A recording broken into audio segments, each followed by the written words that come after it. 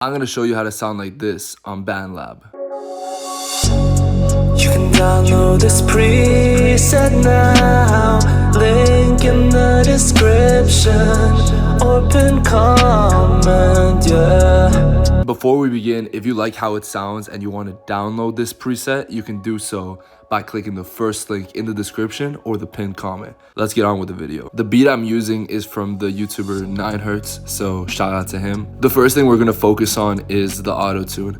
I have it cranked pretty high, but not all the way, because as an R&B singer, you still want to retain some sort of natural feeling to your vocals. You don't want to sound completely robotic like a Travis Scott or a Quavo. And it's under the essentials and classic setting. So the first thing I added was a noise gate, because if you're using BANDLAB, I'm assuming you're not gonna have like the highest quality microphone, which is fine, but you can mitigate a lot of the annoying background noises by adding a noise gate. I have it at around -30 decibels as the threshold, and I have the standard attack at 5 milliseconds and release at 200 milliseconds. I think it works just fine. The next step is adding a compressor. I use the emulator they have of the 1176 just because of the nice warm sound it gives. And I have the input at 10 decibels, the output at 3.3 decibels, an attack of 1.2, a release of 5, and a ratio of 8:1. Then we move on to the EQ. The first thing I did was remove a lot of the low end, sculpt it out quite a bit, because that's where a lot of the rumbling comes from and a lot of the annoying frequencies you want to remove. Then what I did over here was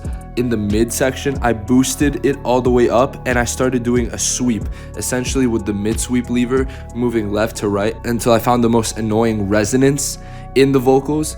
And it was after I found that I went to the mid lever, where I dropped it to about -2 decibels. I heavily recommend you do this, because in the mid frequencies of your vocals, or in really any sound, there tends to be a lot of annoying muddiness that you want to remove to make your vocals as clean as possible. And then to add a bit of high top, I raised the high to 2 decibels. Then for the spatial effects, I used the D-Delay Plus. I did it at milliseconds just to sort of fine tune it and make it perfect, but you could just use the normal tempo thing and have it at either a quarter, or I would even say like a half repeating thing.